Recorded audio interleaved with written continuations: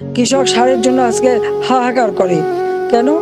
আওয়ামী লীগ ক্ষমতা থাকতে তো সারের কোনো অভাব হয়নি, তাহলে এখন কেন অভাব হচ্ছে? আবার বললো আমি নাকি যাওয়ার আগে সব সার সাগরে ভাসিয়ে দিয়েছি। আমি তো ঢাকার থেকে গেলাম, ঢাকার পাশে সাগরটা কোথায়?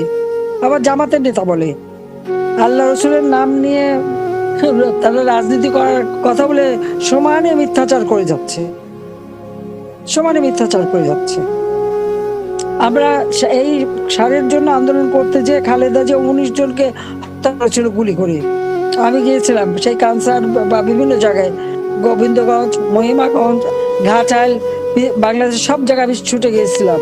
বলেছিলাম যে আওয়ামী লীগ ক্ষমতা আসলে কৃষককে সারের পিছনে ছুটতে হবে না, সার কৃষকের ঘরে পৌঁছাবে। আমরা সেই ব্যবস্থাই করেছিলাম, সেই ব্যবস্থা আমি করেছিলাম। কিন্তু আবার সেই কৃষকের হাহাকার, উৎপাদিত পণ্যের ন্যায্য মূল্য পায় না, উপকরণ পায় না। তো এই অবস্থা থেকে কৃষক, শ্রমিক, মেহনতি মানুষ, এমনকি চাকরিজীবীরাও আজকে অসহায়। দলীয়করণের নামে সবার মাথার উপর একটা বসিয়ে দিয়েছে।